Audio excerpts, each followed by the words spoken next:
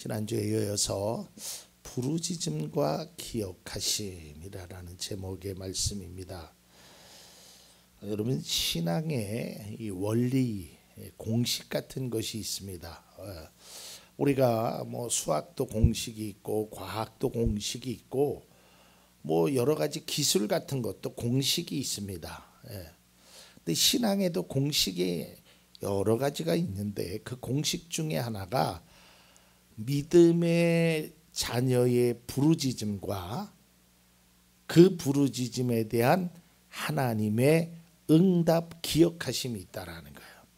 그러니까 성경의 말씀을 보면 쭉 기도에 관한 내용들을 우리가 성경 뭐 창세기서부터 요한계시록까지 한번 이렇게 쭉 뽑아 보면 딱 한마디로 이야기하면 기도는 내가 하는 것이고 응답은 하나님이 하신다.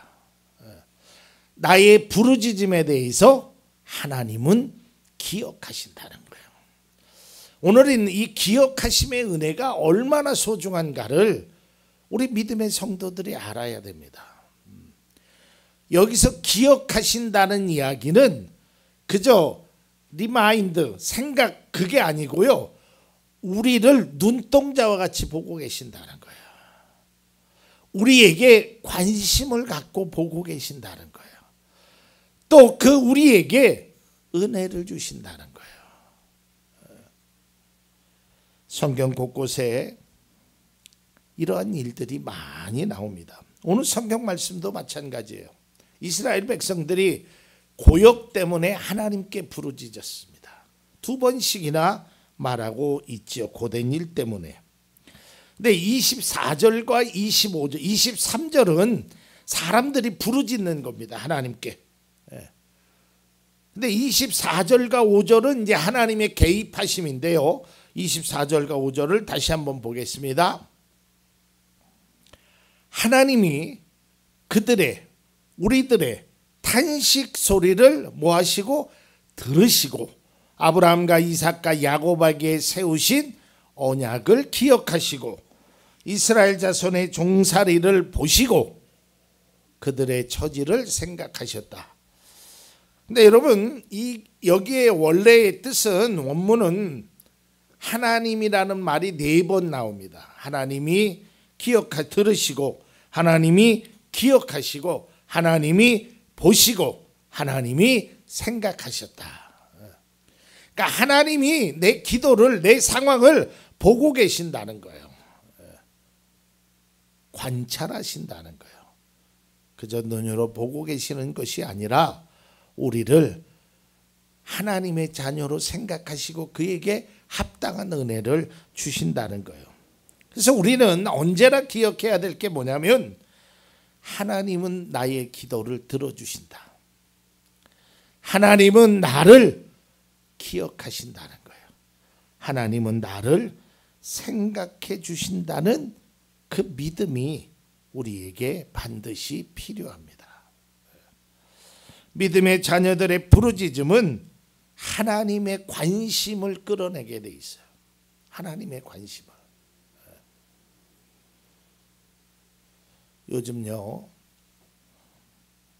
뭐 전 세계가 마찬가지지만 우리나라의 가장 큰 문제 중에 하나가 바로 출산율의 저하입니다. 지금 1점대 밑으로 떨어졌잖아요. 0.87인가 뭐 얼마 돼요. 출산율이 저하돼요. 젊은 친구들이 결혼을 안 하지요. 근데 뿐만 아니라 결혼을 해도 아이를 안 낳아요. 아니, 아이를 갖고 싶은데 아이가 생기지 않는 경우도 있어요. 그 아이가 있다라는 것, 아이가 생긴다는 것, 옛날에는 뭐 아주 극히 결혼하면 자연적이잖아요. 뭐 5명, 6명. 근데 요즘은 아이가 생기기가 참 어렵습니다. 그래서 믿음의 사람들이 자기 자녀들을 위해서 기도하죠.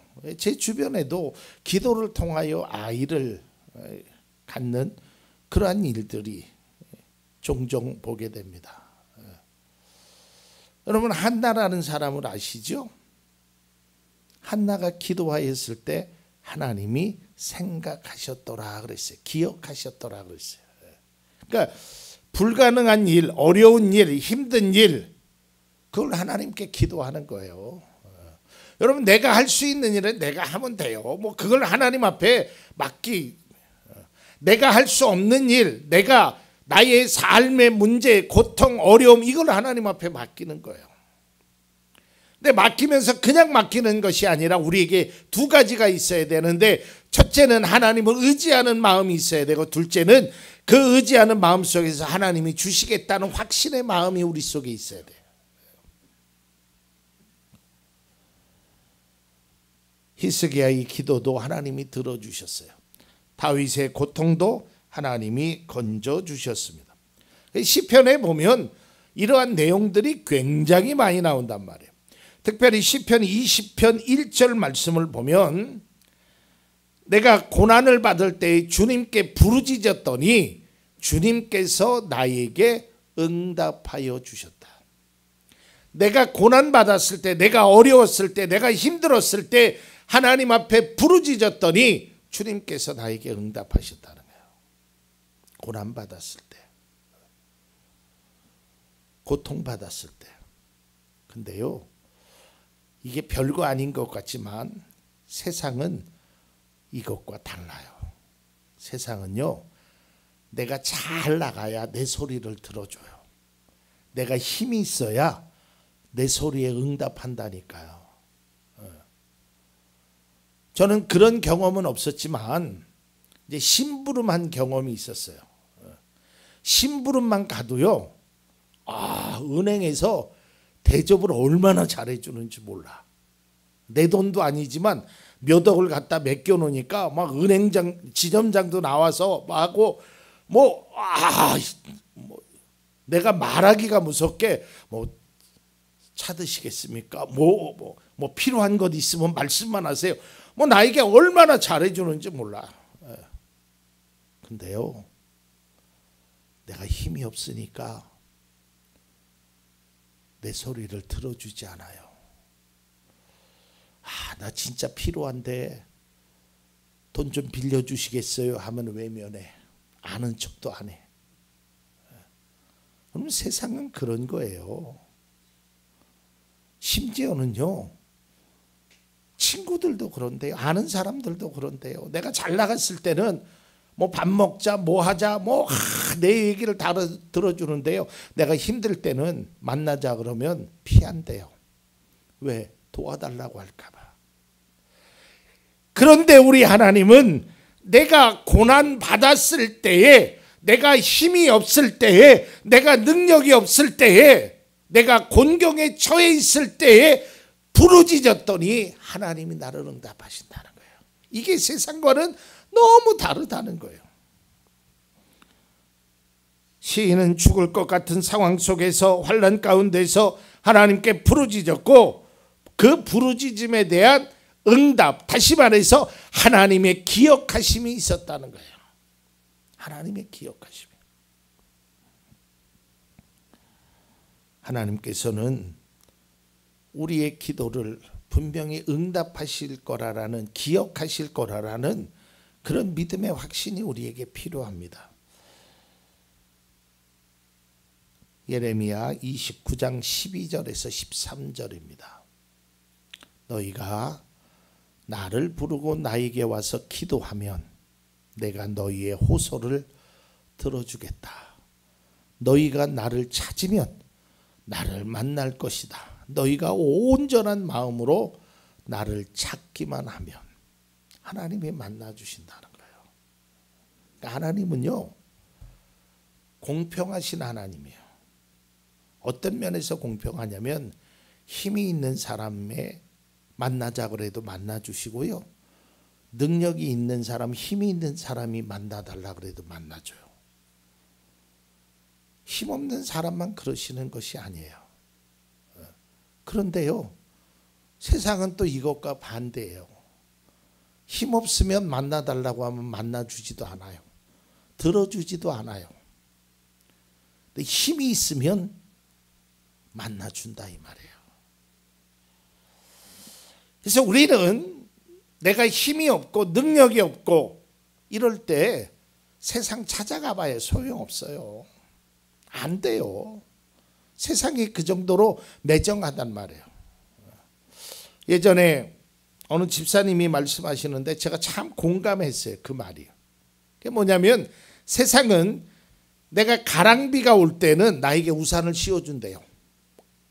근데 소나기가 오잖아요. 그럼 우산을 뺏어간대.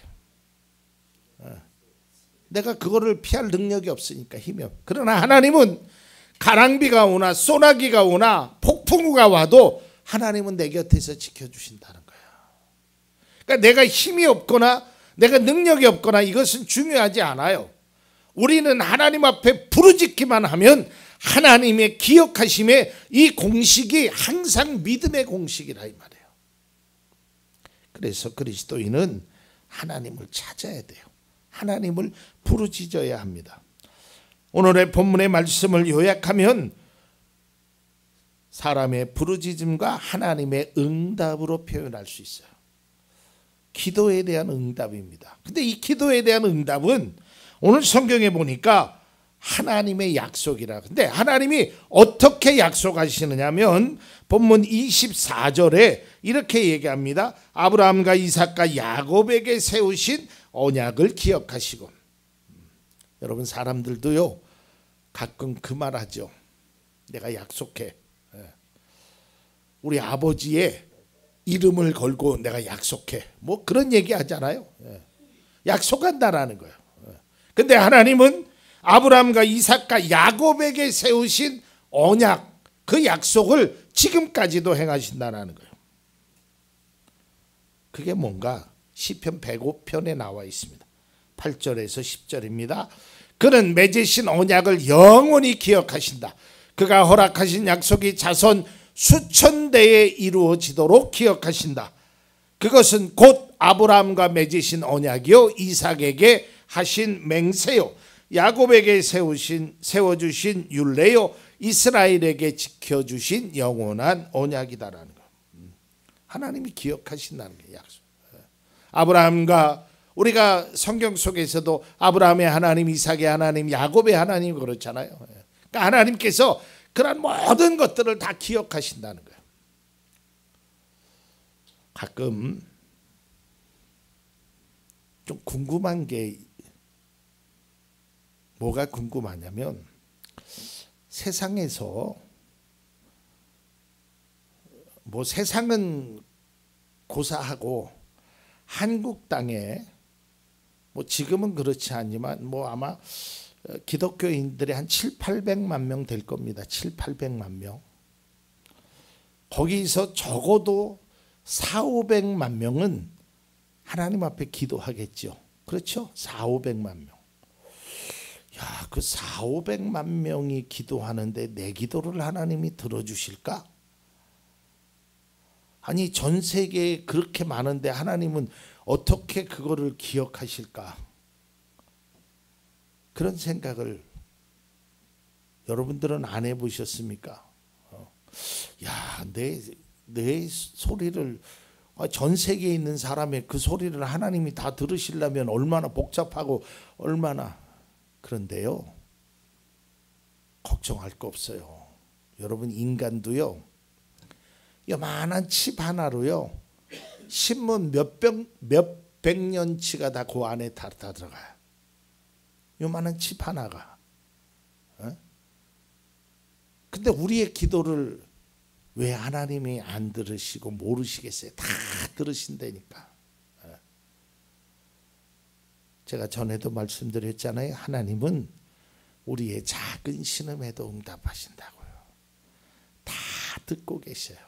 그러니까 우리는 응답은 하나님 앞에 맡기면 돼요. 우리가 응답할 수 있는, 우리가 해결할 수 있는 능력은 안 돼요. 그러니까 해결할 수 있는 능력이 있는 그분에게 나의 하소연을, 나의 부르짖음을 그분에게 알려주기는 거예요. 그 일을 내가 해야 돼요.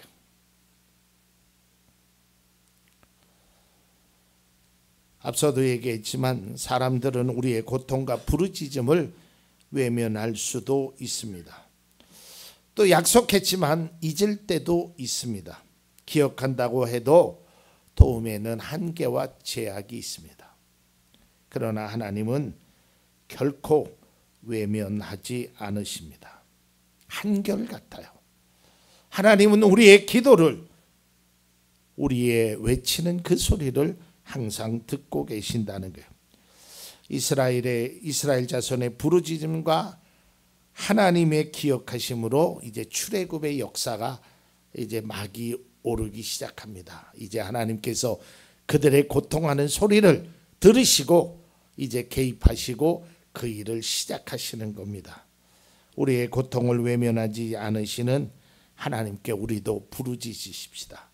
그러면 하나님이 들으시고 기억하시고 애굽 백성들의 그 부르짖음으로 출애굽의 역사가 시작됐던 것처럼 우리의 부르짖음으로, 여러분들의 부르짖음으로 여러분의 가정에 놀라운 하나님의 역사, 여러분의 삶에 특별히 부으시는 기억하심의 놀라운 은혜가 시작되기를 간절히 축원합니다.